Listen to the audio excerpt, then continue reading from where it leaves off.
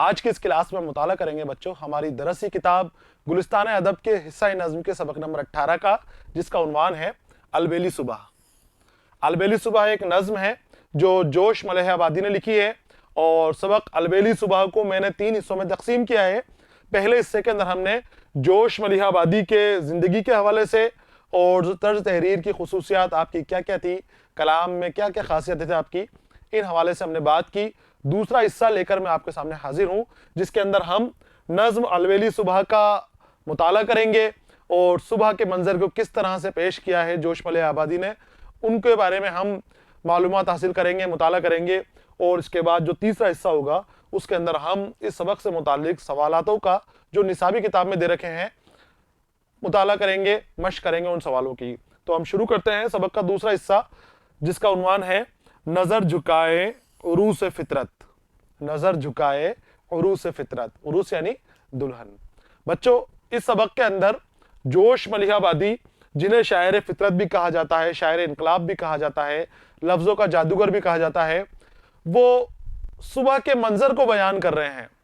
सुबह का मंजर कितना दिलकश होता है, कितना दिलफरेब होता है, कितना खुशनुमा होता है, उस मंजर को ये अपने लफ्जों के जादूगरी से बयान कर रहे हैं। अलग अलग अंदाज में तशबीहात और इस्तेआरात का इस्तेमाल करते हुए, सिनतों का इस्तेमाल करते हुए सुबह के उस खूबसूरत मंजर की बयानी हमारे सामने कर रहे हैं। जोश मलिह आबादी सुबह को कैसे देखते हैं? वो सुबह को आम इंसान की तरह नहीं देख रहे बच्चों। हम सुबह उठते हैं, सुबह हमारे सामने नमूदार होती है, लेकिन हम कभी फिक्र ही नहीं करते कि किस तरह के मंजर हमारे सामने हैं।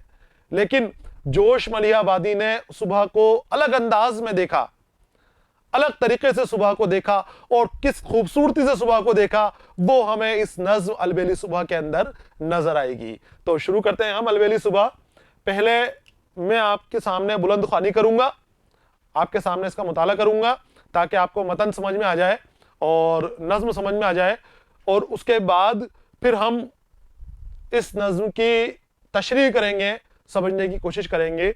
अलग अलग अशार को मैंने बंद के अंदर बांट कर 2-2, 3-3 अशार को लेकर साथ में और तशरीह की है, उस तशरीह से हम और समझने की कोशिश करेंगे। तो शुरू करते हैं हम। आपको ध्यान से सुनना है, समझना है। देखिए,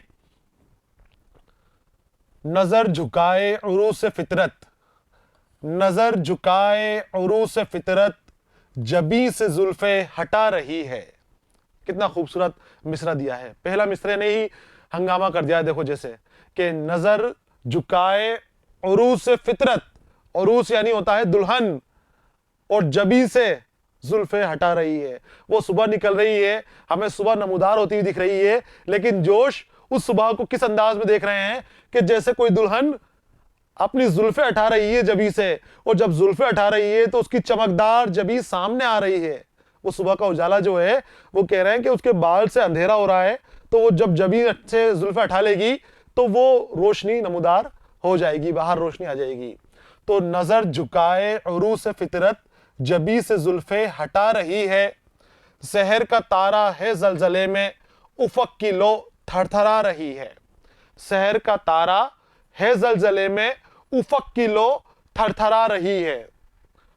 रविश रविश नगमा तुर्ब है, चमन चमन जश्न रंगो बू है। रविश रविश नगमा तुर्ब है, चमन चमन जश्न रंगो बू है।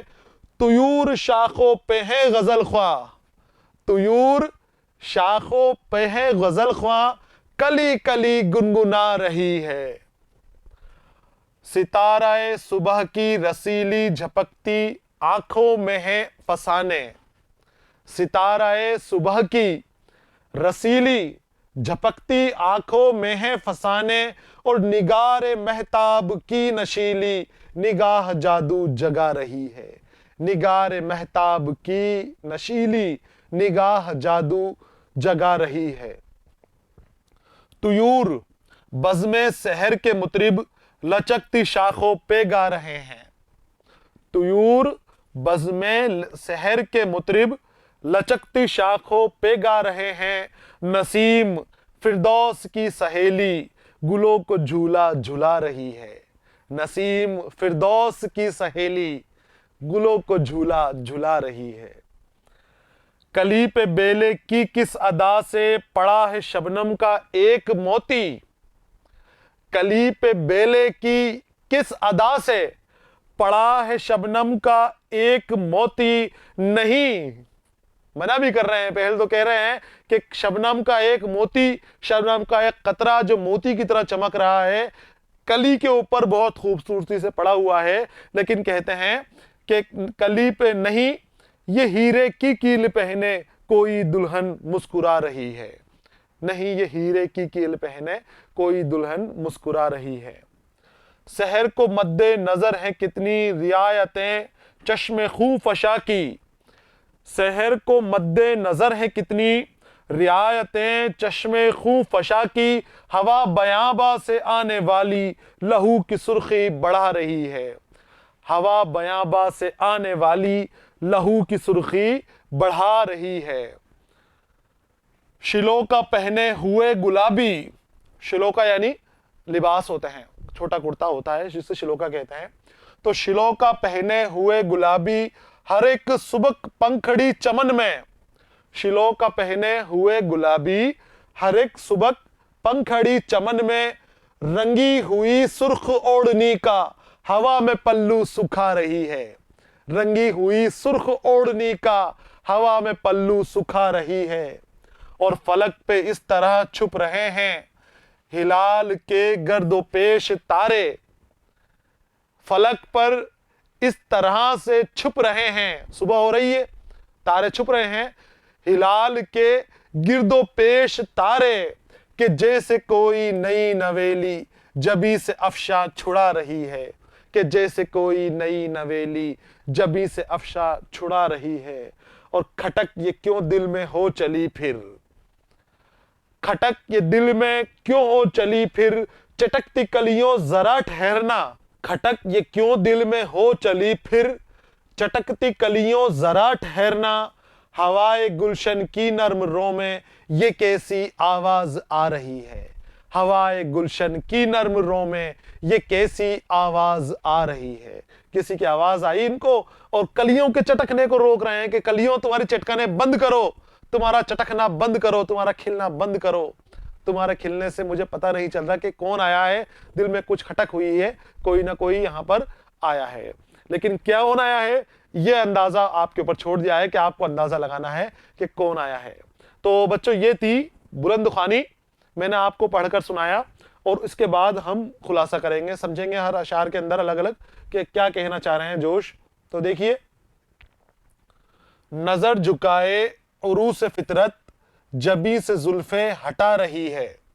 नजर झुकाए उरूस फितरत, अलबेली यानी होता है बच्चों निराली, अनोखी, अलहड़, नयापन लिए हुए, जो कभी देखी नहीं हो इस तरह की, उसको अलबेली कहते हैं। अलबेली सुबह के बारे में बात हो रही है यहां पर। तो नजर झुकाए उरूस फितरत, उरूस यानी होता है दुल्हन और फितरत यानी नेचर, जो हमारे आसपास का माहौल है, इस माहौल को फितरत कहते हैं। तो नजर झुकाए उरूस फितरत, जबी के माने होते हैं पेशानी, ये आगे का जो हिस्सा होता है इसे जबी कहते हैं, से जुल्फे हटा रही है। और जुल्फ जो बालों की लटें आगे आ जाती हैं, खूबसूरती बढ़ाती हैं। तो ये कह रहे हैं कि नजर झुकाए उरूस फितरत, ऐसा लग रहा है जो सुबह हो रही है, अलबेली सुबह हो रही है, इस खूबसूरती का मंजर का बयान कर रहे हैं सुबह का। ये कह रहे हैं कि सुबह होती हुई ऐसी नजर आ रही है कि जैसे दुल्हन अपनी जबी से जुल्फे हटा रही है। जो जुल्फे हैं वो काली हो रही हैं, उसकी वजह से अंधेरा हो रहा है। अब वो जब जुल्फे अपनी जबी से हटा रही है तो हल्की हल्की सी रोशनी नजर आ रही है, हल्की हल्की सी चमक नजर आ रही है। तो अंधेरे के अंदर से, रात के अंदर से वो सुबह होती हुई उनको इस तरह की नजर आ रही है कि जैसे कोई दुल्हन जबी से अपने जुल्फे हटा रही है। यानी कि देखो कितने खूबसूरत अंदाज से बयान कर रहे हैं, दुल्हन कह रहे हैं और कह रहे हैं कि सुबह हो रही है, ये जो दुल्हन जो है अपने जबी से जुल्फे हटा रही है। यहां पर सीनत इस्तिआरा भी इस्तेमाल किया है उन्होंने कि वो फितरत को सुबह को दुल्हन की तरह पेश कर दिया, फितरत की दुल्हन की तरह पेश कर दिया कि सुबह नमूदार हो रही है, फितरत की दुल्हन नमूदार हो रही है। शहर का तारा है जलजले में, उफक की लो थरथरा रही है। अब शहर का तारा जो सुबह का तारा होता है आखिर के अंदर जो निकलता है वो बहुत देर तक चमकता है, सुबह के वक्त वो नजर आता है तारा। तो ये कह रहे हैं कि सुबह का तारा है जलजले में। जलजला यानी जलजला कहते हैं जमीन का हिलना धूजना, या यहाँ पर इसका खत्म होने से मानी है, खतरे से मानी है कि उस जलजले के अंदर इस तारे को भी खतरा महसूस हो रहा है। जब सुबह निकल रही है, सुबह नमूदार हो रही है, तो उस तारे का वजूद खतरे के अंदर है।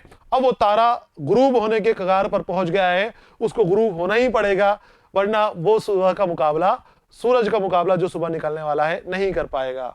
तो शहर का तारा है जलजले में, उफक की लो थरथरा रही है।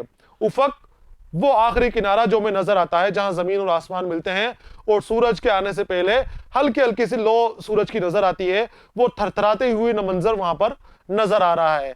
तो उफक से भी लो थरथराने लगी है, यानी रोशनी नमूदार होने लग गई है, अंधेरापन वहां से खत्म होने लग गया है। दूसरा शेर देखिए, उफक का माने है, देखो बच्चों यहां पर लिखा हुआ भी है कि आसमान का किनारा वो जगह जहां जमीन और आसमान मिलते हैं दिखाई देते हुए, जहां जमीन और आसमान मिलते हुए हमें दिखाई देते हैं, एक जगह मिल जाते हैं, वो जगह को उफक कहा गया है। रविश, रविश के माने होते हैं क्यारियों के दरमियान का रास्ता, जो फूलों की क्यारियां बनी होती हैं खेतों के अंदर या बागों के अंदर, तो जो बीच का रास्ता होता है, पगडंडी होती है, उसको रविश कहते हैं बच्चों। तो रविश रविश नगमा तुर्ब है, चमन चमन जश्न रंगो बू है, तुयूर शाखों पे है गजल ख्वां, कली कली गुनगुना रही है। तो रविश के माने क्यारियां के बीच की जगह, नगमाए तुर्ब खुशी का गीत, तुयूर तायर की जमा है यानी परिंदे, तायर परिंदों कहते हैं, और तुयूर तायर की जमा है। आगे आते हैं यहां पर कि ये कहते हैं कि जब सुबह हो रही है तो जो बाग की रविश हैं वो खुशियों के गीत गा रही हैं। खुशियों के गीत क्यों गा रही हैं? क्योंकि सुबह ही सुबह जब क्यारियों के अंदर फूल खिल रहे हैं, कलियां चटक रही हैं, उनकी चटकने की आवाजों से पूरा चमन गूंज रहा है, चारों तरफ उनकी चटक की आवाजें घूम रही हैं, तो उसके अंदर वो क्यारियां खुशी मना रही हैं। ऐसा लग रहा है कि खुशियों के गीत वहां पर गाए जा रहे हैं, खुशियां मनाई जा रही है। चमन चमन जश्न रंगोबू है, और पूरा का पूरा चमन जो बाग हैं, सारे बाग क्या कर रहे हैं? जश्न मन रहा है बागों के अंदर। कौन सा जश्न? रंग और बू का जश्न बन रहा है।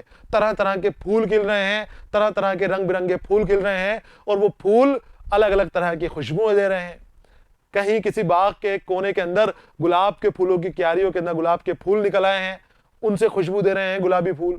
कहीं चमेली के फूल खिले हुए हैं, वो खुशबुएं दे रहे हैं। कहीं गेंदे के फूल खिले हुए हैं, वो रंगीन फूल खुशबू दे रहे हैं। कहीं और रंग के फूल खिले हुए हैं। तो कहने का मतलब है कि पूरा बाग रंगीन हो गया है, पूरा चमन रंगीन हो गया है। और एक चमन की बात नहीं कर रही है, चमन चमन, जितने भी चमन है बाग में, जगह जगह बाग हैं, वहां यही खुशियों का माहौल है, यही नगमा तुर्ब रविशों में वहां पर गाया जा रहा है, और यही जश्न रंग का जश्न रंगो बू वहां पर मनाया जा रहा है। और वहां बागों के अंदर परिंदे किस तरह से खुशी जाहिर कर रहे हैं? तो तुयूर शाखों पे है गजल ख्वां। अब इनके चहचहाने को गजल खां कहा। फिर यहां पर इस्तिआरे का इस्तेमाल किया है इन्होंने कि जो उनका गुनगुनाना है, गुनगुना रहे हैं, लेकिन गुनगुनाना नहीं कहा, उनको गजल ख्वां कहा है कि गजल गा रहे हैं। गजल उर्दू अदब की खूबसूरत सिन्फ है और बहुत प्यारी सिन्फ है। तो परिंदों को भी गजल खां अपने जोश ने यहां पर बताया है। कली कली गुनगुना रही है, और ऐसा लग रहा है जैसे कली कली गुनगुना रही है। कली कैसे गुनगुना रही है? जब कली फूल बनती है तो उससे पहले एक झटके के साथ चटक की आवाज आती है। चटक चटक के वो चटाचट की पटापट की आवाजें बाग के अंदर आती हैं। आप सुबह के वक्त जब बाग के अंदर जाओगे तब आपको ये मंजर पता चलेगा कि कितना खूबसूरत मंजर आता है। वहां आपको बाकायदा कलियों के चटकने की आवाजें सुनाई देंगी, खुशबुएं सुना आपको अलग अलग तरह की आएंगी, फूल दिखाएंगे आपको, नजर के अंदर रंगीन फूल नजर आएंगे अलग अलग तरह के। परिंदों के जो खुशियों के गीत हैं वो भी आपको सुनाई दे देंगे। और ये जो गजल लिखी है, ये जो नज्म लिखी है जोश मलियाबादी ने, जो सुबह का मंजर बयान कर रहे हैं, तो ये भी बहुत सुबह जल्दी उठ जाते थे, बहुत सुबह उठकर जल्दी सैर के लिए निकल जाते थे। आपके एक जगह जो यादों की बारात आपने लिखी है, इसमें एक जगह आपने जिक्र भी किया है कि मैं सुबह 3 बजे उठ जाता हूं और सैर के लिए निकल पड़ता हूं बागों के अंदर। अब सुबह 3 बजे जो उठ रहा है तो वो कैसे कैसे मंजर देखेगा, किस तरह के मंजर वो बागों के अंदर देखेगा। 3 बजे उठ के और बागों पे भी निकल जाते हैं घूमने के लिए, सैर सपाटे के लिए निकल जाते हैं और सैर तफरी करके और नमाज आकर नमाज पढ़ते हैं। ये खुद आपने खुद नोट में लिखा है बागों की बहार के अंदर। तो कली कली गुनगुना रही है, तो गली कलियां जब फूल बनती हैं तो चटकने की आवाजें निकल रही हैं, तो शायर उन कलियों के चटकने की आवाजों को भी उनका गाना गाना कह रहे हैं, वो कह रहे हैं कि गुनगुना रही हैं। सितारा सुबह की रसीली झपकती आंखों में है फसाने, निगार महताब की नशीली निगाह जादू जगा रही है। निगार यानी महबूबा। सितारा सुबह, सुबह का तारा जो मैंने आपको अभी बताया था, और यहां पर है भी शहर का तारा जो ताप के साथ रहता है, दूसरे तारों से ज्यादा रोशनी इस तारे के अंदर रहती है। और सुबह के अंदर जब रोशनी आने लगती है सुबह की, बहुत सवेरे, बहुत जल्दी सवेरे, तब तक भी वो तारा नजर आता है। अमूमन सारे तारे उस वक्त चले जाते हैं, कोई तारा नजर नहीं आता, सिर्फ वो एक तारा, सुबह का तारा नजर आता है। तो अब जब उस तारे को जाना है, वो तारा भी गुरूब होने वाला है, तो ये कह रहे हैं शायर कि ऐसा लग रहा है जैसे उस तारे के अंदर रसीली झपकती आंखों के अंदर, झपकती आंखें क्या, टिमटिमाता हुआ तारा, देखो झपकती आंखों में है फसाने। तो जो उसका तारे की टिमटिमाहट है, हम जब दूर से तारे देखते हैं तो वो झपकते हुए नजर आते हैं, तो हम देखते हैं, लेकिन हमारी नजरें वो शायर की नजरें नहीं है, हम उन तारों को टिमटिमाना देखते हैं। लेकिन शायर ने कहा है कि वो टिमटिमाना जो है, असल में उसकी आंखें झपक रही हैं, उस तारे को नींद आ रही है और रसीली आंखें हो गई हैं। रसीली आंखें कैसी कि जब कोई रात को जागता है और सुबह उसकी आंखें जो है रसीली आंखें हो जाती हैं, सुबह उसकी आंखों के अंदर नशा सा चढ़ने लग जाता है रात को जागने वाले की। तो तारा रात भर से जाग रहा है, उसकी खूबसूरती बयान कर रहे हैं कि बता रहे हैं कि उस रात भर से उस तारे के जागने की वजह से वो रसीली आंखें हो गई हैं, तारे की नशीली आंखें हो गई हैं, वो झपक रही हैं, झपझपाती हुई आंखें हो रही हैं। और उस आंखों के अंदर हमें कई तरह के अफसाने नजर आ रहे हैं, कई तरह के फसाने नजर आ रहे हैं, कई तरह की कहानियां नजर आ रही हैं। निगार महताब, निगार यानी महबूबा, तो निगार महताब यानी महताब की महबूबा की नशीली निगाह जादू जगा रही है। निगार महताब यहां पर चांदनी भी बताया है इन्होंने, और उसकी नशीली निगाहें बताई है, यानी वो भी अपनी नशीली निगाहों से, जो मैंने आपको बताया कि निगार महताब इन्हें जो सुबह का सितारा है उसे ही शायर ने चांद की महबूबा करार दिया है, चांद का दिलरुबा करार दिया है। और ये कहा है कि उसकी जो रसीली आंखें हैं, सुबह के वक्त जब रात भर जाग रहा है तारा और सुबह मंद होने के कगार पर है, तो अब उसकी आंखों के अंदर कई तरह के फसाने हैं, तो उन्हीं रसीली आंखों को नशीली आंखें कह रहे हैं कि निगार महताब की नशीली निगाह जादू जगा रही है। और जो उसकी वो रसीली आंखें हैं, वो झपकती हुई आंखें हैं, उससे नशा आ रहा है और वो माहौल में जादू जगा रही है, माहौल को और खुशनुमा बना रही है। अब ये कितने अशार आए यहां पर, एक शेर, 2 और 3 शेर, ये 3 शेर है, मैंने आपको तशरीह करके दिखाई और साथ में लिखी हुई भी है। आप समझ गए होंगे कि किस तरह से आपको लिखना है, किस तरह से आपको तशरीह करनी है। लेकिन सामने अगर आपको नजर आए तो शेर के साथ मुश्किल अल्फाज भी हैं और उसके बाद आगे तशरीह भी है। अगर समझ में नहीं आती है जो मैंने आपको समझाया है, भूल जाते हो आपको कोशिश करनी है कि मुझसे समझना है और फिर बगैर देखे आपको लिखना है। लेकिन बगैर देखे नहीं लिख सकते या कोई परेशानी आ रही हो तो मैं आपके लिए सहूलियत के लिए लिखकर भी लगाया हूं यहां पर। तो वो जो 3 अशार हैं, उन 3 अशार की यहां पर तशरीह है। देखिए, इन अशार में जोश कहते हैं कि रात ढल रही है, दूर सुबह नजर आ रही है और सुबह होते हुए इतनी खूबसूरत लग रही है जैसे फितरत की दुल्हन अपनी जबी से जुल्फे हटा रही है। फितरत की दुल्हन की खूबसूरती बयान कर रहे हैं। शहर का तारा अब गुरूब होने को करीब है और उफक पर सूरज की हल्की सी रोशनी नजर आनी शुरू हो गई है। उफक पे जो रोशनी आनी शुरू हो गई है तो वो थरथराती हुई इनको नजर आ रही है। सुबह के वक्त बाग का मंजर दिलकश और खूबसूरत हो जाता है, बाग की रविशें खुशियों के गीत गाती हैं। ये यहाँ पर पहले शेर की तशरीह मुकम्मल हो गई। दूसरे शेर की तरफ हम आ गए हैं कि सुबह के वक्त बाग का मंजर दिलकश और खूबसूरत हो जाता है। बाग की रविशें खुशियों के गीत गाते हुए मालूम देती हैं और बाग में तरह तरह के फूल खिल जाते हैं और फूलों की खुशबू चमन के गोशे गोशे को महका देती है। कोने कोने के अंदर, चमन के अंदर फूलों की खुशबू फैल जाती है। ऐसा लगता है कि बाग उन खुशबुओं और फूलों की रंगों से जश्न मना रहा है। रंग और बू का जश्न मनाया जा रहा है बाग के अंदर। परिंदे अपनी मीठी आवाज में गजलें गाते हुए नजर आते हैं और ऐसा लगता है जैसे कलियां भी नगमे सुना रही हैं। सुबह का सितारा, यहां से तीसरा शेर की तशरीह शुरू हो गई है। सुबह का सितारा गुरूब होने के करीब है, उसकी आंखों में कई तरह के अफसाने हैं और महताब की महबूब की नशीली निगाह जादू जगा रही है। वो सुबह के सितारे को ही महताब यानी चांद की महबूब बताया गया है और उसकी रसीली झपकती निगाहों को, नशीली निगाहों को जादू जगाने वाला, माहौल को खूबसूरत बनाने वाला बताया है। अब आते हैं अगले अशार की तरफ। फिर यहां पर मैंने आपके सामने 3 अशार हैं, देखिए। तुयूर, अभी आपको बताया था तुयूर यानी परिंदे। तुयूर बज़्म सहर के मुतरिब लचकती शाखों पे गा रहे हैं। नसीम फिरदौस की सहेली गुलों को झूला झूला रही है। तुयूर यानी परिंदे और बज़्म सहर सुबह की महफिल, मुतरिब यानी गाने वाले, फिरदौस यानी जन्नत, आला जन्नत।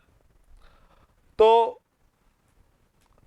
परिंदे बज़्म सहर के यानी जो सुबह की महफिल है उसमें गाने वाले इनको बताया गया है कि उसको गाने वाले यहां पर आए हुए बैठे हुए हैं और वो अपना गाना जो गुनगुना रहे हैं, वो चहचहा रहे हैं, वो खूबसूरत गाना यहां पर गा रहे हैं। लचकती शाखों पर गा रहे हैं। लचकती मतलब हिलती हुई। जब परिंदे बैठे हुए एक साथ तो शाखें हिलती हुई नजर आती हैं और हिलती हुई शाखों के ऊपर परिंदे बैठे हुए अपने गीत गुनगुना रहे हैं। नसीम, नसीम कहते हैं सुबह के वक्त चलने वाली हवा को, ठंडी हवा को। नसीम को किससे बराबरी की है? फिरदौस की सहेली। फिरदौस यानी बताया यहां पर जन्नत, आला जन्नत फिरदौस को कहा जाता है और उसमें बहुत ठंडी हवाएं चलती हैं उस जन्नत के अंदर।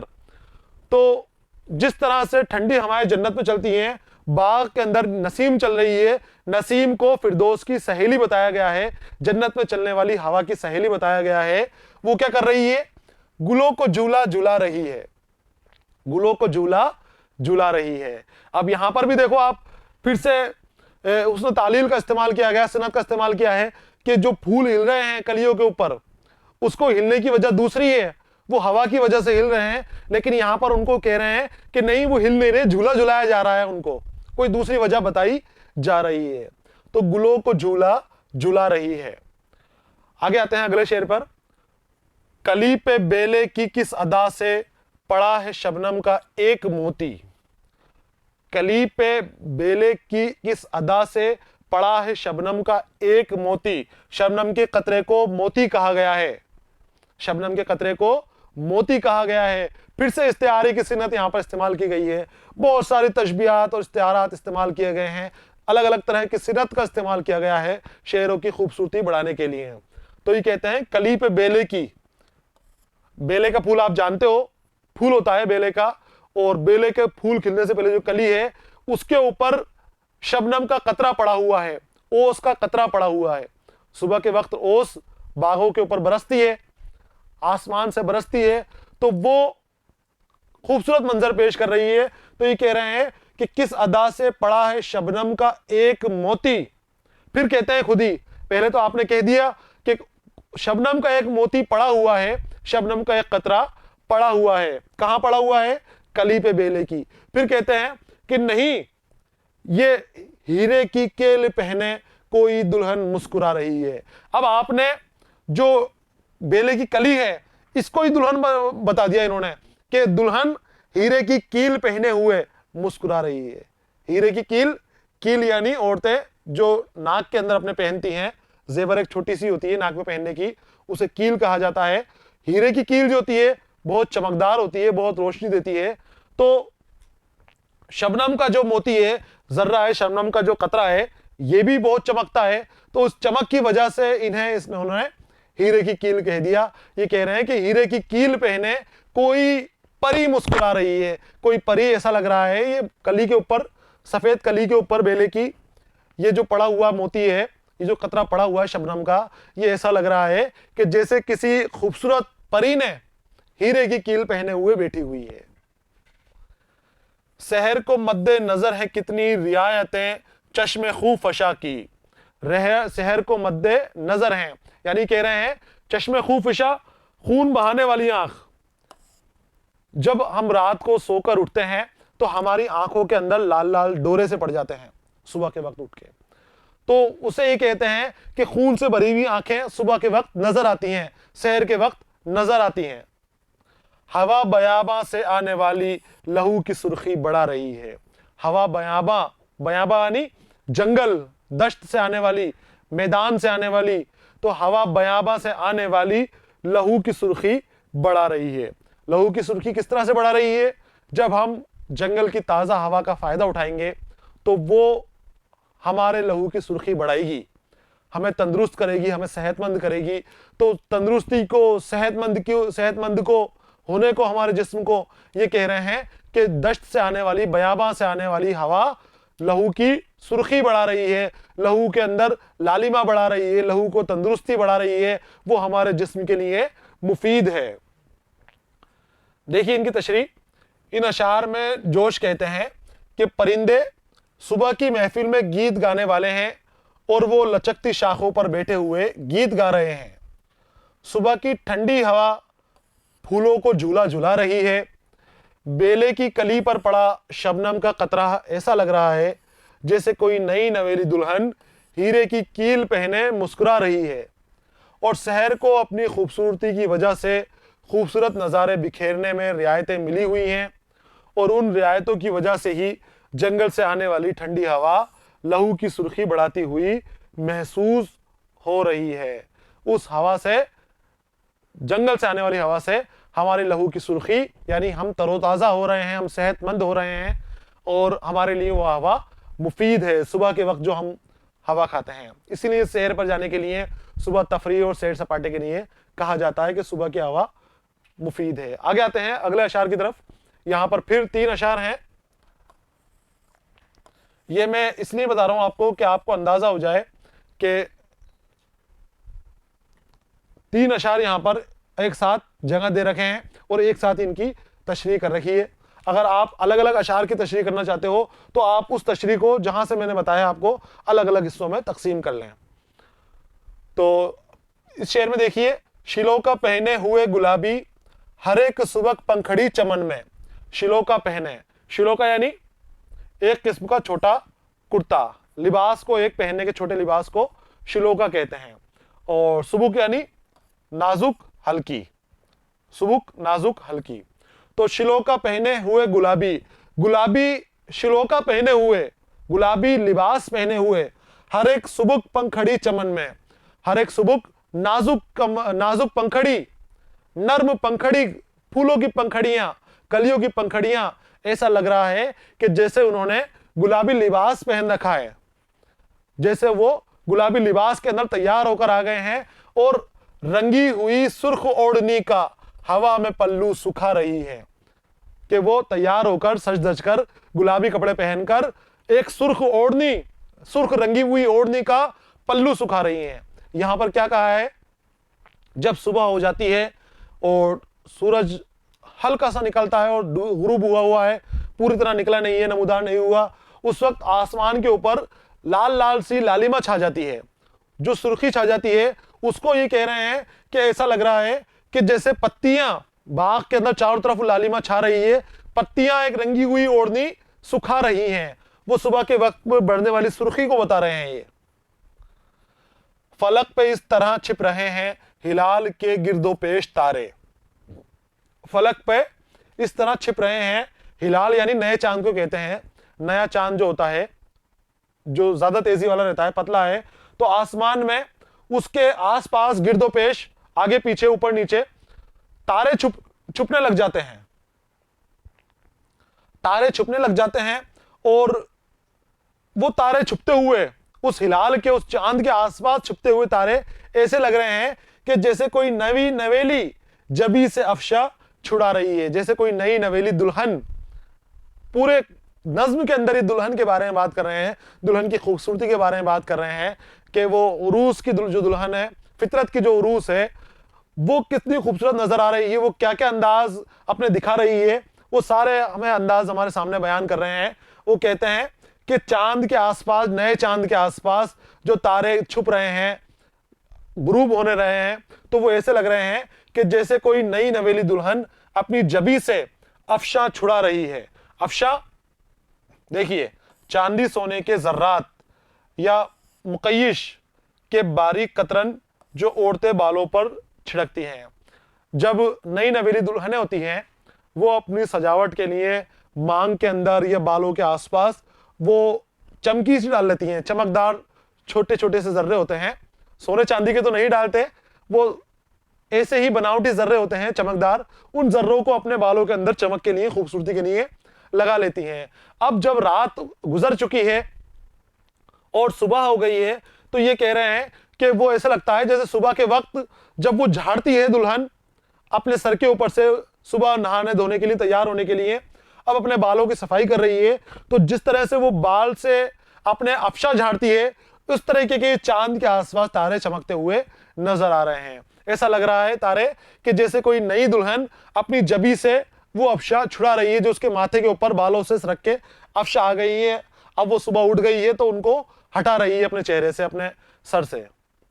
फिर देखिए, खटक ये क्यों दिल में हो चली फिर अब रुकते हैं और किसी का आने का एहसास होता है, इनको कुछ अंदेशा होता है कि कोई आया है, तो ये कहते हैं कि मेरे दिल में ये क्या खटक हो गई है, कुछ खटक हुई है, कुछ फिक्र हुई है, कुछ किसी के आने की खनक मुझे महसूस हुई है। चटकती कलियों जरा ठहरना, दिल में कुछ खटक हुई है तो कलियों को रोक रहे हैं कि चटकती कलियों, तुम्हारी आवाजें अभी रोको थोड़ी देर, जो तुम्हारे चटकने की आवाजें आ रही हैं। कलियां जब फूल बनती हैं तो चटकने की आवाजें निकालती हैं, तो कलियों से कह रहे हैं कि कलियों जरा ठहरो, तुम्हारी चटकें कम करो, तुम्हारी आवाज की वजह से मुझे सुनाई नहीं दे रहा। कोई आया है सामने, देखो नजर देखो, कोई आ रहा है कि मेरा महबूब है, मेरा माशूक है, कि कौन है, मुझे किसकी आहट सुनाई दे रही है, रुको थोड़ा, चटकना बंद करो। हवाए गुलशन की नर्म रो में ये कैसी आवाज आ रही है।